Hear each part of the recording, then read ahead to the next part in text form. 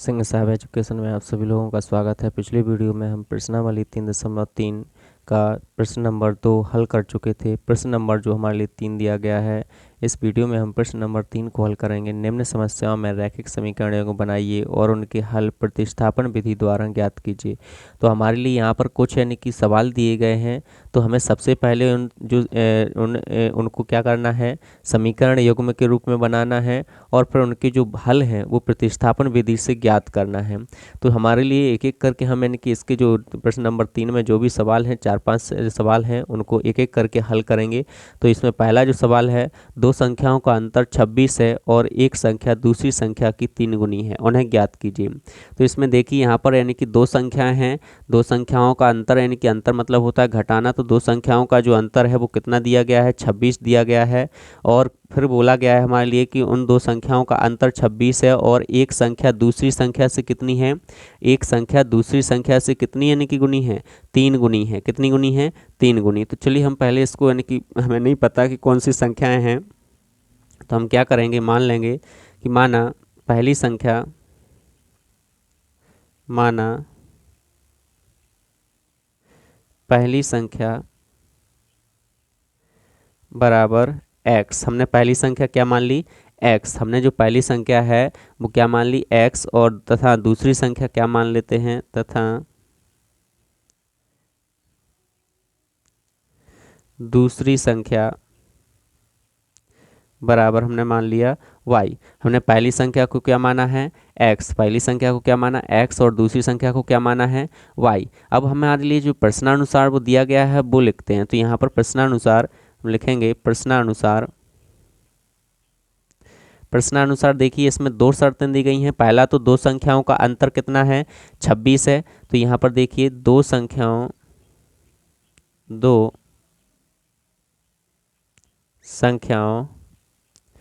का अंतर बराबर कितना दिया गया है, 26। दो संख्याओं का अंतर कितना दिया गया है हमारे लिए, 26। तो दो संख्या हमने एक x मानी है और दूसरी क्या मानी है, y। तो यहाँ पर x माइनस के y बराबर कितना हो जाएगा, 26। अंतर का मतलब घटाना। तो यहाँ पर x माइनस के y बराबर कितना हो गया, 26। इसको समीकरण नंबर क्या दे देते हैं, 1। और जो दूसरा हमारे लिए बोला गया है, दूसरा क्या बोला गया है, एक संख्या का मतलब पहली संख्या, एक संख्या दूसरी संख्या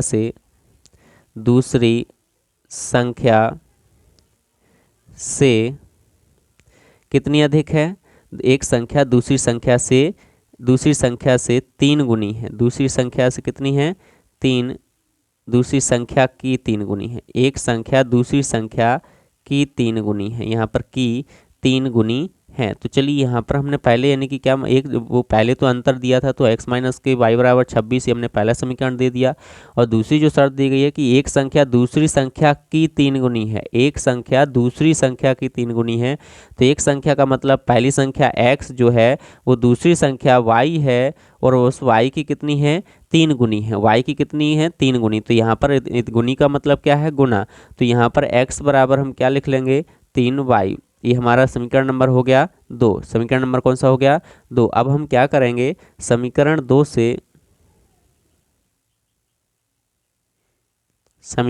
से x का मान समीकरण 1 में रखने पर, समीकरण 2 से x का मान समीकरण 1 में रखने पर। अब हमारा समीकरण 1 क्या था, x माइनस के y बराबर कितना दिया था, 26। x माइनस के y बराबर कितना दिया था, 26। तो हमने ये x माइनस के y बराबर कितना लिखा, 26। अब हमें x की जगह x का मान रखना है, x बराबर कितना, 3y। तो x बराबर हमने कितना रख दिया, 3y माइनस के y बराबर में कितना दिया है, 26। अब चलिए यहाँ पर 3y में से एक y जाएगा तो कितना बचेगा, 2y बराबर में कितना बचा, 26। तो यहाँ पर अब 2 जो है y के साथ में गुणा में है, बराबर के सर जाएगा तो कहाँ पहुँच जाएगा, बटे में। तो 26 बटे कितना हो जाएगा, 2। तो 2 एकम 2 और 2 एकम 2, 2 तो 6। तो यहाँ पर कितना आ गया, y बराबर कितना आ गया, y बराबर हमारा आ जाएगा, y बराबर 13। कितना आ जाएगा y बराबर 13। अब इस y के मान को आप समीकरण यहाँ पर 2 में रख दीजिए तो आपको किसका मान मिल जाएगा, x का मान मिल जाएगा। हम क्या करेंगे, y की जगह y बराबर 13 जो हमारा आया है उसको रख देंगे। तो y का मान समीकरण 2 में रखने पर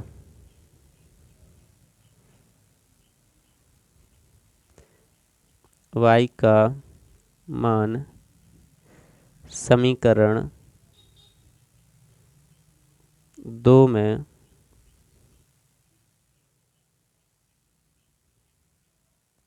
रखने पर, तो यहाँ पर देखिए हमने y का मान किस में रखना है, समीकरण 2 में रखना है। तो हम समीकरण 2 में y का मान रख देते हैं। हमारा जो समीकरण 2 था, समीकरण 2 क्या था, x बराबर कितना था, 3y था ना, x बराबर 3y। तो x बराबर 3 और y का मान हमारा कितना आया है, y का मान आपका 13 आया था। तो y का मान इस यहाँ पर y की जगह रख दिया 13। तो x बराबर 13 थी, कितना होता है 39।